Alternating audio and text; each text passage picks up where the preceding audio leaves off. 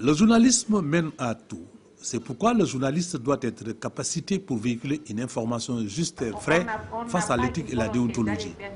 Dès lors, il doit faire sienne la pensée de Victor Hugo qui disait que l'homme est un apprenti, la douleur est son maître. Et nul ne se connaît tant qu'il n'a pas souffert.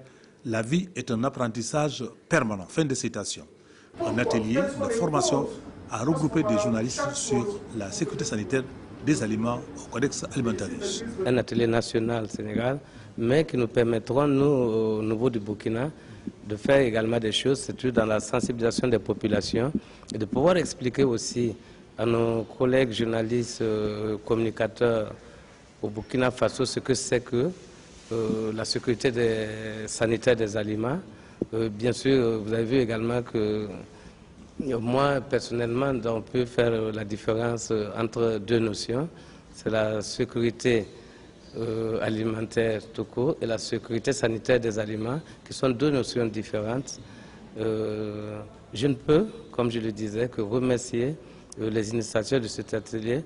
En 2 jours, des journalistes venant des médias nationaux à Dakar et à l'intérieur du pays et du Burkina Faso ont fait connaissance avec la sécurité sanitaire des aliments, CCSA, dans le cadre d'un partenariat tripartite entre le ministère de la Santé, Luxembourg Aid Development et la FAO. Nous avons abordé la question de la sécurité sanitaire des aliments dans le contexte mondial d'abord, en parlant de l'accord SPS, qui est un accord signé par tous les États membres de l'Organisation mondiale du commerce. On a essayé de décliner les différents articles de cet accord-là, qui permet de protéger la vie et la santé des populations humaines, de la faune et de la flore. L'objectif, c'était d'informer les journalistes qu'au niveau international, il existe des normes qui sont mises en œuvre dans le cadre de l'accord SPS.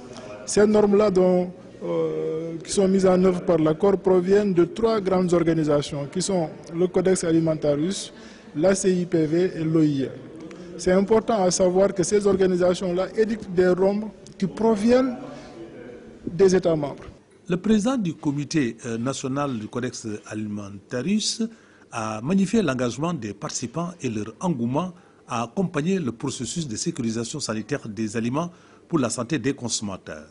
C'est de renforcer leur implication dans ce système pour qu'ils puissent porter l'information vers les populations. Les journalistes, ils ont appris tout cela et ça leur a permis de voir aussi, en dehors des recommandations, ce qui a permis de faire des recommandations, ils ont appris la différence qu'il y a entre la sécurité sanitaire et des aliments et la sécurité alimentaire.